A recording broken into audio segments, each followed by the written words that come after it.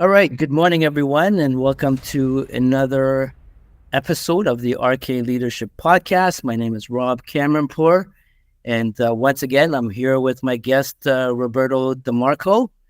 And again, I'll let Robert introduce himself briefly, and then we'll get right into it. I know everyone's been excited to view these podcasts, and we've got them all coming up. We've got a series of them as promised.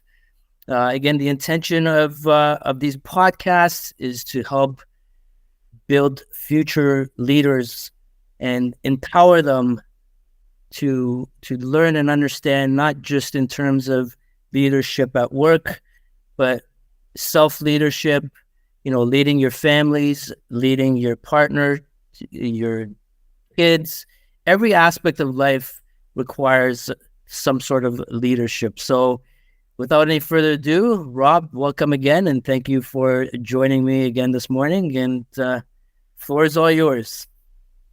Rob, listen, thank you very much for having me. I'm really having a good time with this. I look forward to this. I've got no idea where this is going to lead or how this is going to go, but I'll tell you, this feels right. Small intro about me.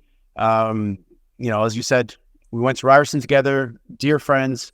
A lot of great experiences. You went your way, I went my way. My way was the Navy.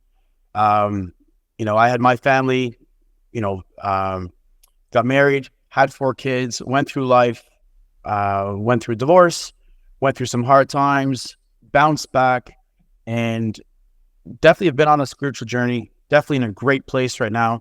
And I love connecting with people, and I feel that if there's anything that I can talk about, I mean, I'm no expert. I just kind of feel that if there's something I can give out, then happy to connect and have a good time, and hopefully it helps somebody out there. That's right. And that's the whole purpose of these podcasts, Robin. What I loved about having these discussions with you is, and what I promised the audience is, we were going to be as raw as possible, because in my opinion, it's stories like this that resonate the most with people, especially those struggling in various aspects of their life, their career. And when they do see somebody real that's gone through this, and not just giving you, a book version of how to fix yourself, but real life examples and situations, I think that resonates quite a bit with people, and they can look up to people like yourself and say, well, he's just as real as I am, and he's had the same struggles as I'm dealing with now. So perhaps maybe by listening to this individual and doing what's worked for them, I'm going to try that out too. And it gives people hope at the end of the day. And without hope, honestly, we don't have anything. It's interesting. We talked about it earlier. When I went through my burnout, it was definitely a very difficult time, right? And at that time, I mean, I wasn't believing in myself. I mean, I was struggling, but I had a doctor and a therapist, and I had, my ex-wife. I had people who who believed in me and were helping me. And one of the things I remember my doctor saying at that time was, what you're experiencing right now isn't normal to what you think normal is, but it's normal for what you're going through.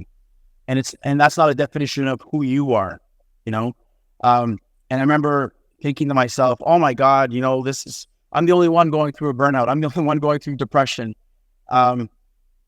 Later on in my career, once I started getting a little bit better, I started sharing my story, I started telling people.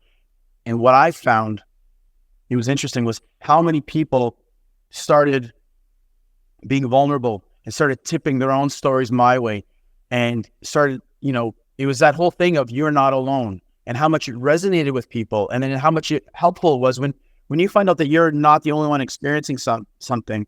There's a lot of power in that, right? That's right. Absolutely. And I also find that in this day and age, mental health is at, the highest level in terms of, especially like things like depression, because of the experiences we've been through, including COVID in the last, several years. And I personally believe that that had a quite a bit of impact, and people haven't really recovered from it. Yeah. And so what do we do as leaders out there, as humans out there? How do we help those who are suffering in silence?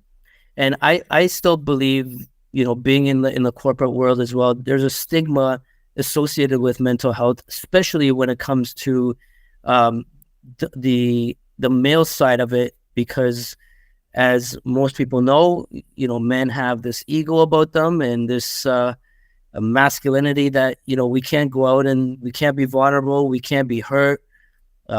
We've got to be tough all the time, and it's great to think that, but it also requires you to understand and be self-aware of your emotions. And if you're not feeling good, you do need to talk about it, and you do need to bring it up. And if you need to go see a specialist, you do need to see a specialist. But keeping that stuff inside you is, again, in my opinion, poison to the body.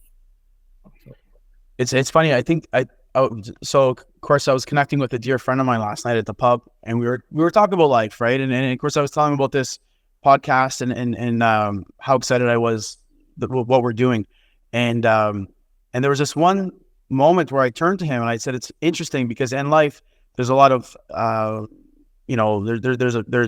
you'll find there these paradox that occur, and this one that it kind of really hit me was, in weakness there is strength, right? So in allowing yourself to be weak, there is strength in that, right? Because that's going to allow you to be the stronger person and to emerge from it. But at the same time, in being so strong, there's a weakness in being so strong, because if I put the brave front out there to say, I am so strong, I am really weak, because I'm not really exposing myself. But it's only in being weak, when I'm really exposing myself, that my real strength comes out. And how backwards is that, but how beautiful is that at the same time? That's right. And just to segue into that, and the struggles you've been through personally, Rob, I want you to talk about one of the important aspects is creating and strengthening your mindset. How have you been able to go through these various scenarios in life, these traumas that you've experienced, and how are you able to come out of it stronger? And what did you have to do to build and strengthen your mindset? So there's a couple of factors. First off, I would never have been able to do this journey or go along this way without the help of the therapist, that I've had for the last 7 years. Okay.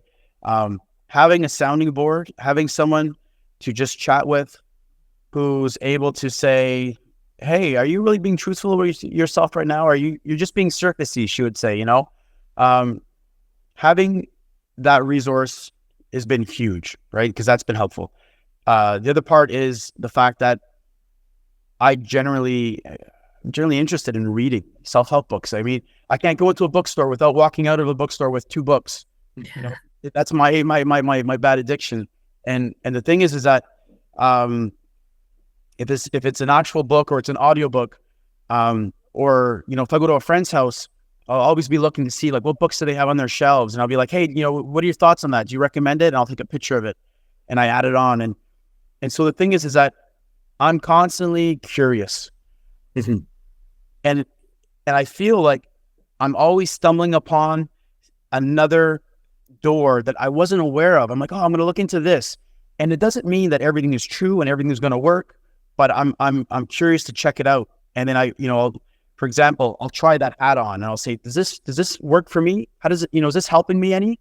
Then I'm going to try something else out. The other part is time.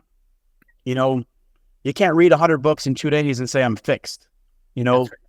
It takes a long time for you to let ideas soak into your mind, let it resonate, see if it works. And again, like I think I mentioned to you earlier, like my burnout, my rock bottom was 2015. Okay. So, this is 8 years plus, that I'm on this spot. So I've had a lot of time for some of these books to, for the ideas to kind of settle in. I've had a lot of time for my therapist to kind of, me and her had these conversations.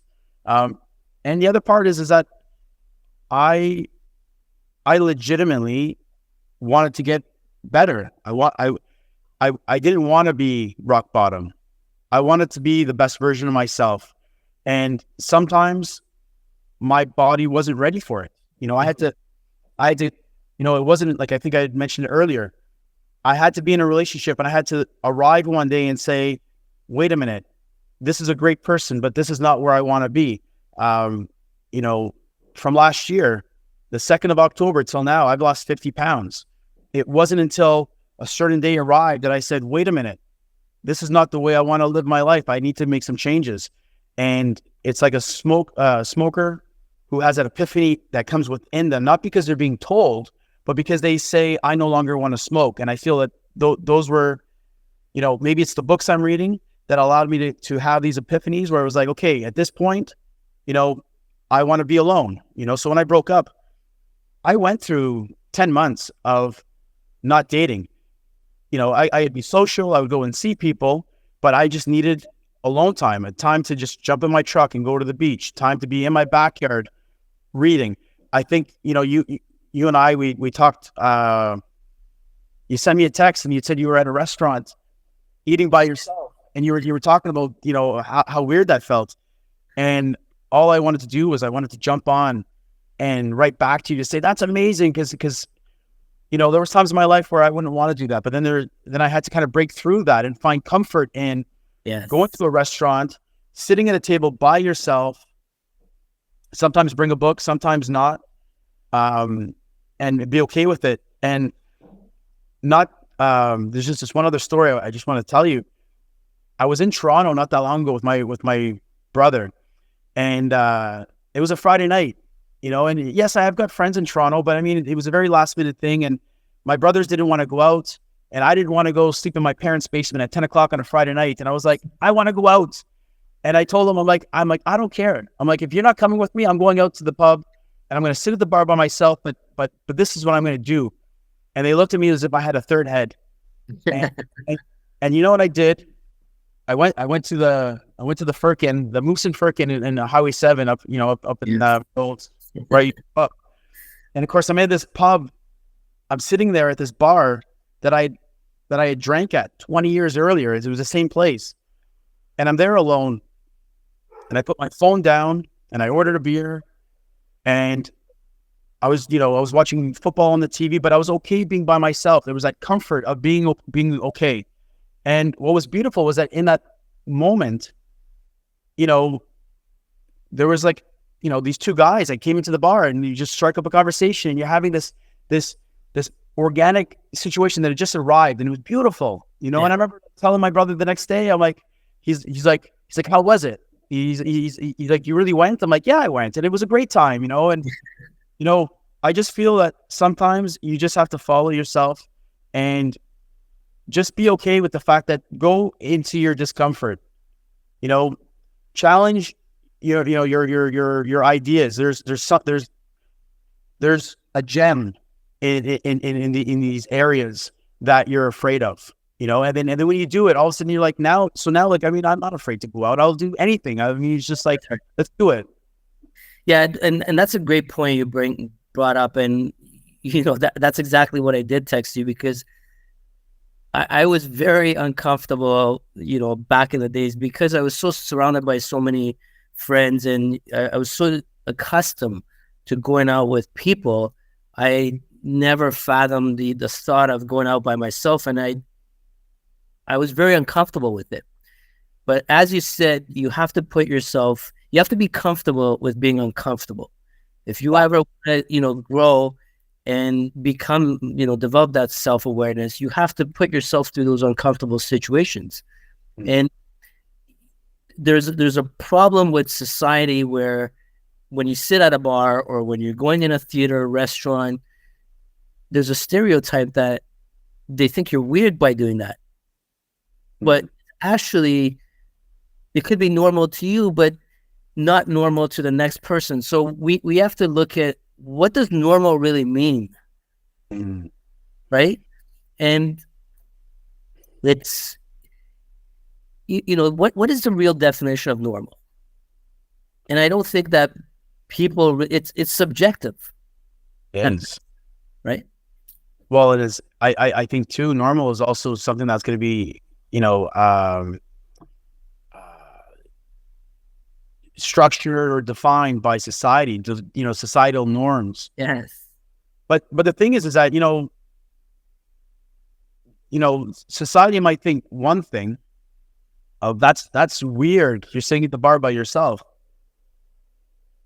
But I define myself less by, and I used to be a people pleaser, and I find I'm at a point now where I care less about what other people think and other people's judgments, and I'm listening more to myself in terms of, what do I want? If I was judging, if I was following the guidance of my brothers saying, you're not going to go to the bar by yourself, I would have been following their truth, but not my truth. Whereas I wanted to go out, I wanted connection, and I find that when you are in line with who you are and doing what's normal to you, that's all that matters, because you're in alignment, and you feel confident and comfortable being at the bar. But the thing is that 10 other people might not have that same confidence, and that's okay. It's okay to be different, but I think it's very important for you to be aligned with who you are and do your truth. I'm talking about fears. Okay. So one fear, last year, this time, 2nd of October, a dear friend of mine was having his 40th birthday in Ottawa, and his wife was organizing this surprise birthday party. But there was also this aspect, because he wanted to go bungee jumping. And so she's like, to all the friends, she's like, so who's going bungee jumping with them? And it was crickets. There's nobody, right? And I wrote back and I said, I am terrified of heights. And there is no will inside me that actively wants to do this at all. But I feel within me that this is something that I need to face, and I want to face my fear. And I said, I will do it. And I lived in denial all the way up until that day.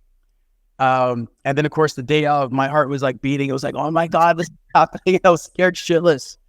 And we get up to this, it was in the Quebec side of Ottawa there. And, up till that moment, and then the person's like 5, 4, 3, 2, 1, and then you just jump.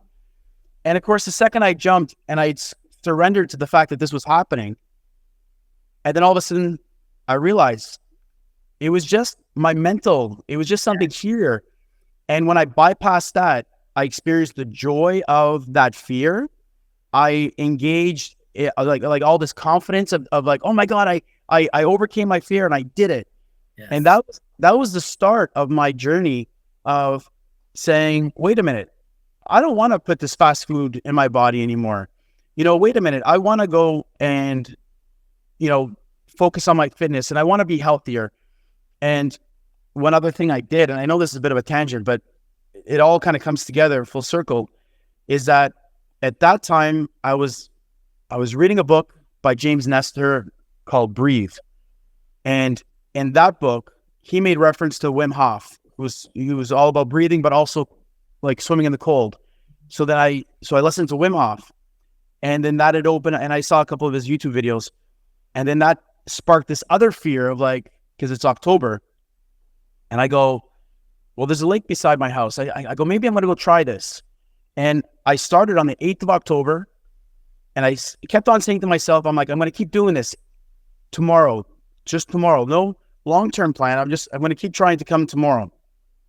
And I ended up doing it right through the winter. Nice.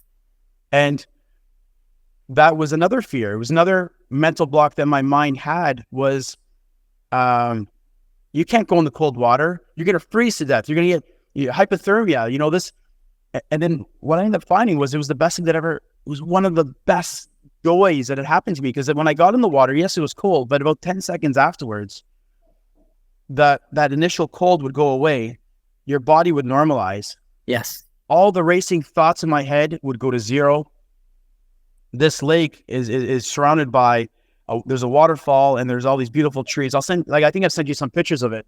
And all of a sudden now I'm feeling this peace and freedom that can't experience in my everyday busy life, That's right. And, I talked earlier about this paradox, and there's this other paradox that I think I mentioned to you, is that in pleasure, there's pain, but in pain, there's pleasure, and so in going into the cold water and experiencing this, maybe, somewhat perceived pain, I was able to feel this huge amount of pleasure that, I could tell everybody, say, guys, you got to try this out. And they all look at you like, yeah, for sure. You're crazy, man.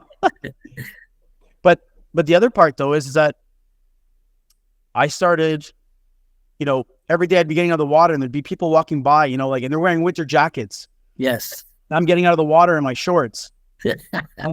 and they're looking at you like you're crazy. Then I started walking home in my shorts. And what had happened was, as I started diving into my fears and I started getting the confidence of doing what I was doing, and I knew how important it was and how much I enjoyed it, I stopped caring about being judged. I didn't care if my neighbors thought I was crazy, and I feel that's the thing. If I tell someone I went bungee jumping, they're like, oh, you're crazy. I'm like, yeah, that's okay. That's what you're projecting, but I'm happy I did it. When I go to a bar by myself or a restaurant by myself, people look and say, oh, you're whatever, but I'm living my truth. Yeah. And the last thing is, now that I'm doing like the cold swimming, especially when it's wintertime and people see me, maybe old me would have lived by societal norms of caring about fitting in. Yes. But I also realize that I have to listen to myself and explore those fears. And when you do, you start to find out there's a lot of truth inside you. Be like, oh, okay, this is why I feared it. I needed to break through that to really find my happiness. That's right. And that's an important thing. And what I have written on, my wall over here is, do something that scares you every day. And, for people that are always fearful of doing like presentations at work or something like that, that's what they tell them, keep doing presentations until that fear will eventually go away. So I'm a big believer of, if you do fear something in life, you have to, you have to tackle it like head on and use that fear to drive you towards your goals. So again, just like yourself, I was scared shitless of heights. I couldn't even stand up on my balcony on the 30th floor to look down. And my ex-wife convinced me to go skydiving. So I did that, and honestly, it was so liberating, and it felt amazing. And this, like you said, everything just goes away, and when you're in that moment, there's no more fear that you're stressing out about. So it's very important to tackle your fears and get rid of them. Now, going back to your water plunge, and how society perceives it and how we perceive it, and tying that to a book. I'm not sure if you read the book, The Mastery of Self. If not, I'd highly recommend it. You told me about it maybe about 3 weeks ago. Yes. And I downloaded the book. So I took the audiobook because when I'm out walking my dog or when I'll be listening to it. And I'm about I'd say a good couple chapters in, and I love it. I'm so happy to recommend it to me, because there's a lot of things that I'm like, oh, and this and this and this, and so I'm midway through it right now. Good. So maybe you'll know exactly what I'm talking about when I say this. When we grow up, we've been provided with these beliefs, right, that are instilled in our head and in our conscience. Oh, the cold is bad for you. The cold water is bad for you. You're going to catch a cold. So there's so much negative notion that you believe now, growing up as an adult, you're not going to step foot in that water. However, it's so funny now that the research has tied in so many benefits with cold plunge, cold showers and stuff like that, the people with courage like yourself will try that, and it's amazing for your body, actually. Yeah. So why is it that when you're deep in that water and that cold, and middle of the winter, why aren't you catching the flu, right? Why aren't you catching a cold as soon as you come out? So again, everything ties back to our belief systems and what we were told in, by our parents, schools, uh, our worship place that we would go to, anywhere that would keep feeding you this information and instilling you, but it doesn't mean that it's reality. So you have to, and when you read the book, you'll know that at some point in your life, if you want to really establish that self-awareness, you have to now train your thought to start believing in what you believe in.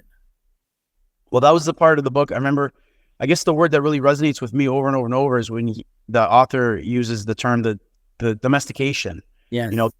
The ideas that have been ingrained in you as gospel. And then the issue that arises is that it's when there's a delta between your truth and ideas that have been domesticated inside you. And then you have to say to yourself, you have to have that awareness, and you have to have that honest conversation with yourself. Is this an idea or a belief that I want to continue to wear and continue to hold going forward? Or have we hit a point in my life where I need to take this belief and I need to put it down because it no longer serves me? Right. And the answer is, it really depends on you and where you are in your life, but you have to have that honest conversation. And then when you do have that conversation, sometimes you say, well, wait a minute, this made sense because my grandmother told me this so many years ago, because my grandmother loved me, and my grandmother, didn't want me to get cold, and she would dress me bundle me all up or whatnot. But the reality is that now, what is it? Today's the 12th of October. So yesterday being the 11th, and I'm walking home in wet shorts, and it's probably like a 12 or 15 minute walk from the lake home. And as I'm walking, I'm air drying, and the environment is my skin is just really, it's really thick, and of course it's responding to the environment. But I couldn't help, even though it was cold, and even though there's maybe a touch of discomfort, I had this strength inside me. And of course, the ego is probably talking right now, but there was this thing of saying like, I feel like Iron Man. I feel so strong. I feel amazing. What wasn't happening was I wasn't walking home like this saying, oh my God, shivering. Yes. I feel like I'm going to die, and give me a blanket. It wasn't. I was breathing deeply, and I was embracing the feeling of being cold. And in that cold, in that weakness, I felt strong, Yeah, your physiology has a lot to do with it. And again, you being in the Navy, I've seen like the Navy SEAL training, and that's how they prep them to deal with, and you can expand on this. Mm. They train their mind to be so tough that in those excruciating situations, they don't feel the cold and the pain, etc. They work right through it. Yeah. Well, listen, the name of the book's not coming to me off the top of my head, but the David Goggins, his book, Can't Hurt Me. And I mean, I've listened to that book 3 times over, and time if I am on YouTube and I see a clip of him, I'll always watch it, because his story resonates with me. Okay. He might not have had the greatest upbringing, but there was a point where he arrived in his life where he took ownership, and he said, I don't want to be this person anymore. Yes. Had a dream. He's like, I'm going to work towards it. And then he overcame, and of course he accomplished many, many feats. If it was, his Navy SEALs training, or if it was his, because he's got some like Guinness Book World Records of like, I think it's like chin-ups in 24 hours, where he might have failed his first attempt, and and it was like this big flop, but he kind of just pulled through it and tried again, and eventually he got it, right? Yeah. And again, there's all these beautiful books out there that, I can't shove books down people's throats. It's the books have to gravitate towards you. You have to feel like, oh, this is something that interests me. And I think if it does interest you and you do look into it, you'll start to find these gems. And if you're courageous enough to try on these different ideas and find what works with you and what doesn't work with you, that's your path, Yeah. and I feel for me, that's been my path. That's what's helped me, and, you know, I'm not a Navy SEAL. I mean, I was in, the Canadian Navy. I was a ship's team diver, which was a very, a very intense course. By the time you graduated that 6-week course, you felt so strong and so proud, and it was a great time of my life. I mean, geez, it was probably 14 years ago I took that course, so I mean, it's dated. It's funny. I will send you a link because they actually did a TV show of that course, Nice. and I think you'll have a laugh when you see in that training. But it is a testament to where I was, and then my path to how I've arrived to today. And that's awesome. So you talk about all these books, Rob. So the question I'm going to throw out at you is, if you had to choose one book, now again sticking with the mindset theme here, if you had to choose one book and your one takeaway from a book that has helped you tremendously into shaping you to where you are today in your spiritual journey, what was that book, and what was that one takeaway from the book?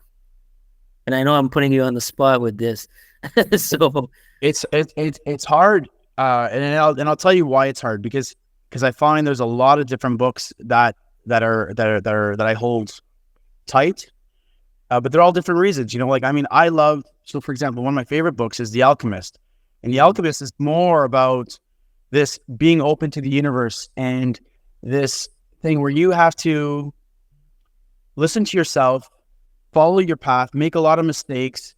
You have no idea where you're going to end up, but that there's a reason for everything you're doing, because every hardship or every thing that went your way is all adding to your character, and it's making you the person that you needed to become. You couldn't just arrive there. And so from a spiritual point of view, The Alchemist would be one of my favorite books, because that gave me the faith to go on my path, to be me, to enjoy my successes, but to also embrace my failures, and to keep getting, to get back up and to keep on going. But then there's a book called the Almanac of Naval Ravikant, which is I think it's Ryan Holiday, and that book talks about being happy, being successful, and then being rich. And there's like these 3 different ideas that all kind of come together. And what they're saying is that you need to find balance between all 3 of them. It's not about being successful. It's not about being rich, because you have to tie in there your ability to be able to appreciate the moment. That's right. It's about yes, there's wealth and there's material objects, but if you can't be calm in the moment and be still, if you can't take vacation, then all those other things don't really matter. And I found that was a very beautiful book. I found, like, I'm not sure how well Naval Ravikant, but he's an angel investor, and he's done very well for himself. But he's also, he's another person who's on Twitter who just sends out all these wonderful tweets that are just very enlightening, and it's just like, wow, such a great message. And it's not just one-sided of, here's how you get rich. Being rich is the most important. He balances it off by saying, no, it's family. It's being able to enjoy your time. Every human being has the same limit, same amount of hours in the day. Yes. And it's not about how successful you are or how high you go up that ladder. It's about finding your balance in terms of all these different things. And anyway, that's a book I really, really enjoy. But yeah, I mean, to be honest, I could pull up my list and I could probably speak to about maybe 4 or 5 other books, but I mean, each one has helped develop me in one way, shape, or form or the other. You know what I mean? Good. So again, sticking to that, a lot of people read books, and I personally believe that, when you read a book, maybe even a few times if you have to, they say like even up to 5 times to really understand the book. Some of these books have great messages and great, great takeaways that you can actually take and implement in your life to make things better. What's your process in terms of taking those takeaways and turning it into actions and trying it? Because if you're not doing that, what is the real purpose of just reading a book, right? So here's a funny thing. I have a lot of interests. There's I will at any given time walk around my house and I'll have a book on my phone. I'll have 2 audiobooks that are kind of going. I'll have maybe 3 or 4 books that are around. The thing is that when I pick up a book or I'm listening to an audiobook, I'll make sure I'm in a space that I'm ready to listen. I'm ready to engage in this. So if I'm stressed out, if I've got too many things in my mind, if I can't give my focus to that, then I won't even waste my time, right? And then I have to listen to myself too, because sometimes, say for the self-mastery book, I was listening to it yesterday, and then I'll hit a point where I'll say I'm saturated, I'm in overload, I can't take anymore. I need to put this down. I need to sit on this idea of what I just took in. And it's being okay with putting that idea down. Now, when I put that one book down, I might come and pick something else up because I might have a general interest of being like, okay, well now I'm ready to read,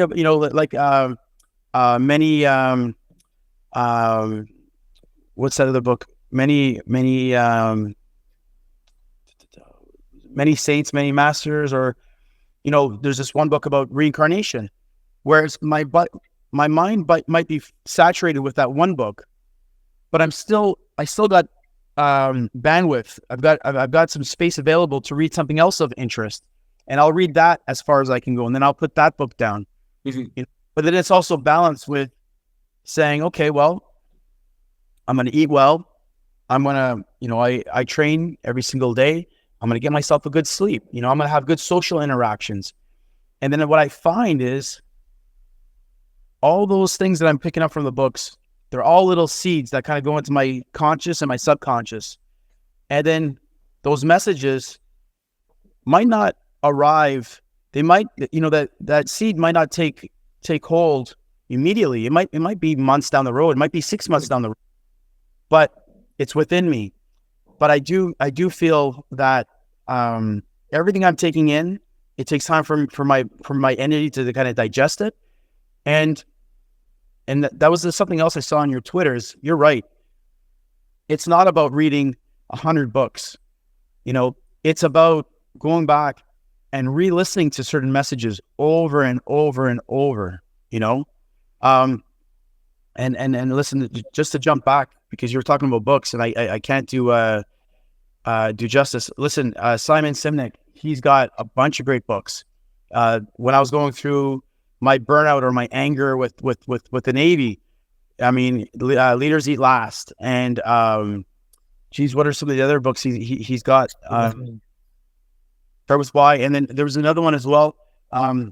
That his books were transformational because those were leadership books, and they mirrored my experience. They also mirrored my expectations of what I expected from my superiors, in terms of how I felt failed and on what right looks like. And what I started to realize is that my expectations weren't absurd, that this is, the leadership I was expecting is the leadership that other people deserve, and I found comfort in that. So again, that's another book. There's so many great books out there, Right. but they all speak to different parts of me.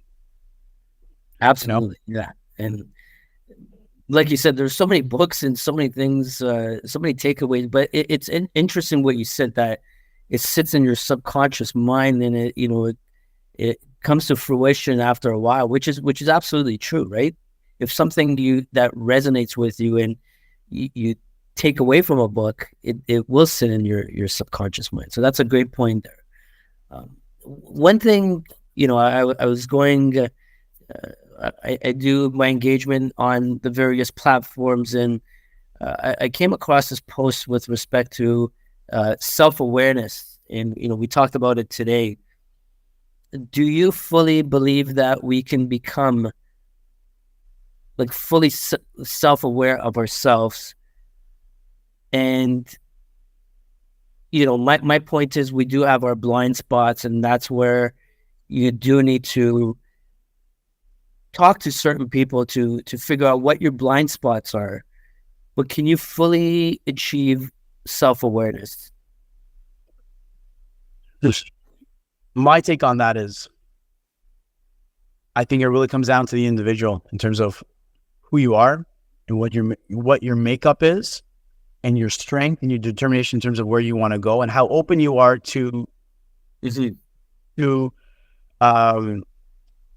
your path or your journey. And what I mean by that is I think there's a lot of people who might say, yes, I want to better myself, but they're not willing to go past the surface. They're willing to pick up a self-help book. They're willing to go to the gym, but they don't really want to criticize themselves. They don't really want to see themselves in a negative light. Their ego is too strong. It's holding them back. And they might say, well, I went and got this Anthony Robbins book. I got this book and I'm well on my way. But they might not really want to, they might read the words, but they might not want to reflect back and say, how did these words or this message, how does that relate to me? That's right. Change. And then, somebody along that way, they might pick up the book, they might see the message, they might have the reflection. And then some other people, they might actually go a little further and start saying, okay, well, what changes am I going to make? And it all comes down to your conviction of how bad do you want it? Yeah. Do you really want to better yourself? Some people like the idea of helping themselves.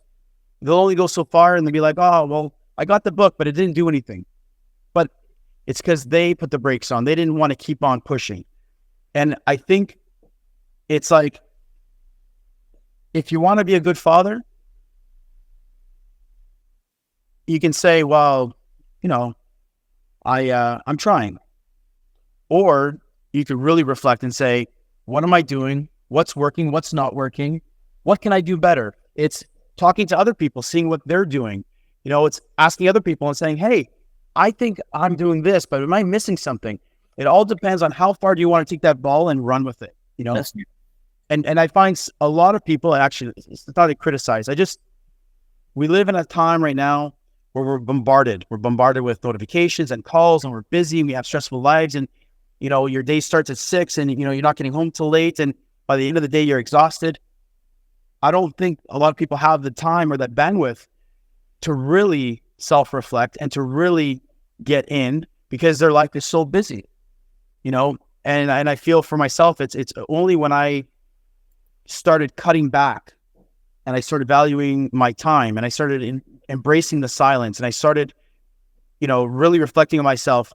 And it was having those questions of saying, okay, well, if I want to be a really good dad, how far am I going to go with this? And what changes am I willing to do?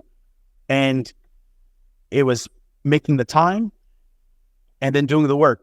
That's right. And being open to the criticisms. Our ego is so protective because we will always want to see ourselves in the best light. And even if we say we're open to the criticism, we're really not. That's another book. The Ego is the Enemy. So it's a wonderful book, And the Simon Sinek book, the other one was The Infinite Game. Other wonderful. And that's all about mindset. So I just feel like there's a lot of gems out there, and there's nothing I'm ever going to talk about that's my core idea that I invented, that billions of other people haven't figured it out, but I found the way. It's not everything I say, it's a regurgitation of something I've heard or I've read. Absolutely. And I've tried the hat on, and I'm like, wait a minute, this really works for me. Yeah. And I'm going to run with it. And then I just feel like it's a high energy vibration. I feel when I'm finding these things that work with me, now I've got a superpower because I'm being authentic to myself, and I'm listening to myself, and I'm saying, okay, well, this is who I'm supposed to become. This is my journey. That's right. And, sticking with that self-awareness, Rob, what do you think is the most important part of self-awareness? Self-awareness is it's authenticity. It's being as objective as you can with with what you're getting, and also being fair to yourself and not beating yourself up and saying you suck, you're not good enough, you're a horrible person. Yeah. It's just realizing that it is a journey, and that, sometimes, maybe I'll equate it to this. It's like a person who wants to go to the gym and become a stronger person. That person the biggest decision that person's ever going to make is the first day when they decide to walk in the doors of that gym. But they might not be able to lift a lot. But the biggest thing that person did was say, I want to do this, and I'm going to walk through the doors. Yes. And it's making those little changes. And it's over time, you're able to become where you need to get to. And I feel it's the same thing with the self-awareness. It's understanding that you might not be the person you want to be, but it's doing the day-to-day stuff and being okay with it. And, being okay to bench press the bar plus 20 pounds and not, dump yourself and kick yourself and say, I suck because everyone else is better. It's just being graceful with yourself and being, Yes, I'm going to do this today and the next day and the next day and the next day. And it's where you get to.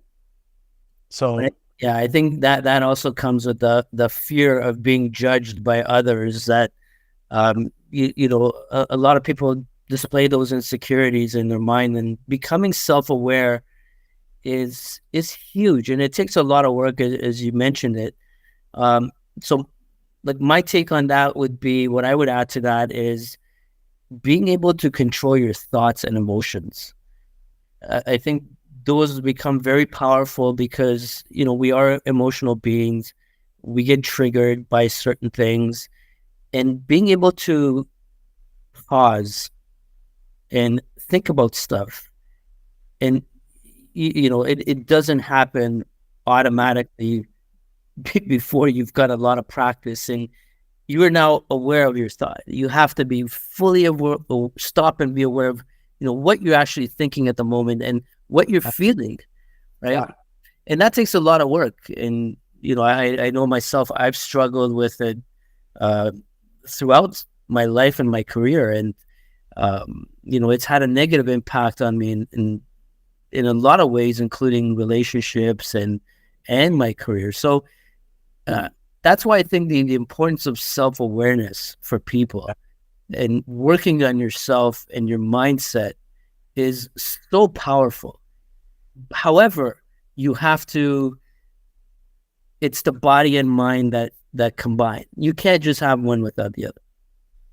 Yeah. Well, like from the self-mastery book you were talking about earlier on, I it just jumps to me, from what you said, is that, it talks about the voice in your mind, and it said that there's the positive voice, that's the ally. There's the negative voice, that is, I think it's the parasite or the parasitic, The parasite. and you have to, just be aware of which one is speaking at what point, and what happens is, when you hit rock bottom, or you're going through a depression, or you are burning out, you are listening to that voice in your head. But what you don't realize is that ally has packed up and left. And the only person who's speaking to you is the parasite. It's the negative person who comes out of fear. And it's that person is kicking you while you're down. And it's the last voice you need to hear. Not to jump around here, but there's this other book called No Regret Decisions. And it talks about the fact that when shit hits the fan and the stock market is crashing, or, you're at the airport and your flight's canceled and there's a storm and you need to make it somewhere, you start talking about how we panic. Yes. And in that moment of panic, you see everything as black and white. And it's the worst spot to make a decision. And Yes. it says, in these moments, here's what you need to do. You need to do an assessment to say, am I in a state of fear? And if I am, these are the things I need to do to get myself back to a state of calm. And only when I'm in a state of calm am I ready to start identifying my courses of action, and I can actually make a decision. And then it says, okay, well, here's the attributes or criteria Yeah. that that are available, and I'm gonna prioritize what's important. But what I took from that book was, a lot of people don't realize is that, you get a phone call because even though you were approved for a mortgage, and you found a house to buy, when you call the banker and there's like, oh, sorry, that rate hold expires over here, and now the new rate is going to be this much, and you're freaking out, because it's that state of panic of like, how am I going to do all this stuff? And you literally have to stop and say, wait a minute, this is fear-based right now. Yes. Make myself safe. And I think that's a huge thing. I think a lot of people arrive in these moments of fear without even realizing it. And they're making decisions in moments where they're not supposed to. And I think that's another great book of something that, people should be looking at. That's right. It all goes back. Control your emotions. Fear is that emotion. Control it. Stop and think. I just finished with a client before this podcast, and one thing they asked me was, I get very highly, triggered, and I get very emotional when I'm talking to a family member or a loved one, and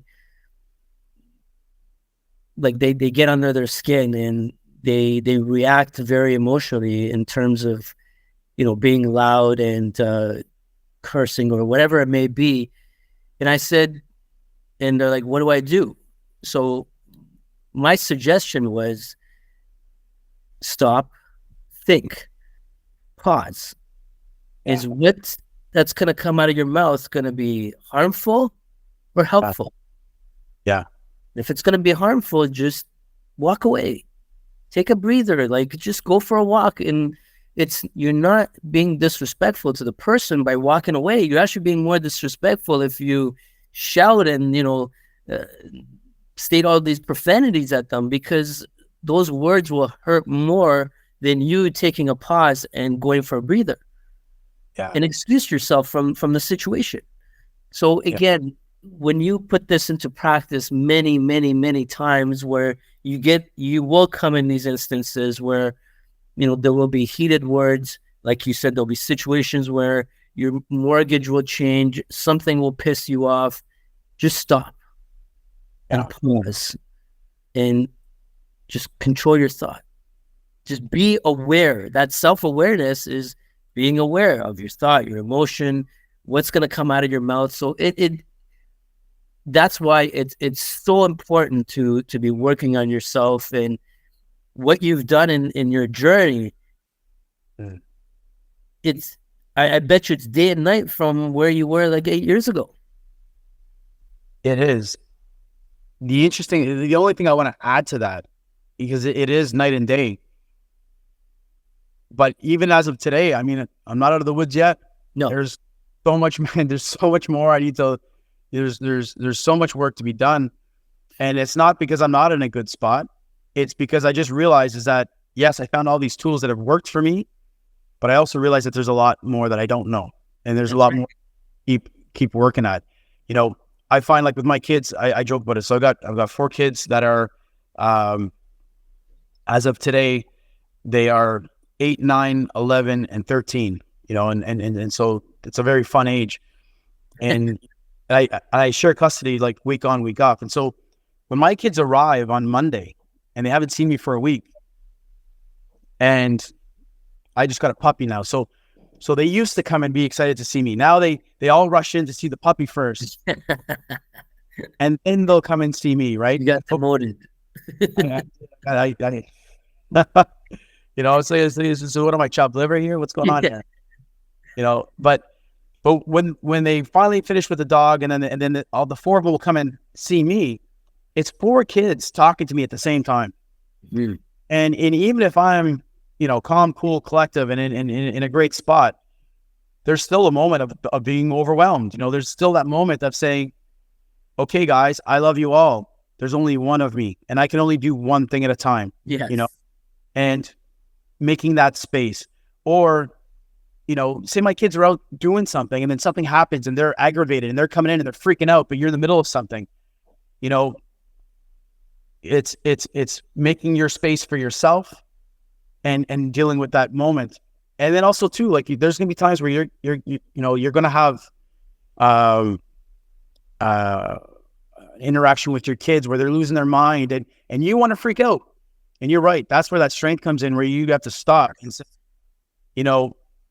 what are my outcomes here? Either I'm going to engage and I'm going to lash out and I'm probably going to do something I regret. That's not going to be the father that I want to be, even though you're human and, sometimes you're just reacting how you react. But then sometimes you're able to have that strength where you say, stop. I need you to go sit down and I'm going to walk away. I'm going to get my composure and I'm going to come back. And if you're able to do that, I don't know, let's say 6 times out of 10, then you're a much better father than you were when you couldn't do that at all. Yes.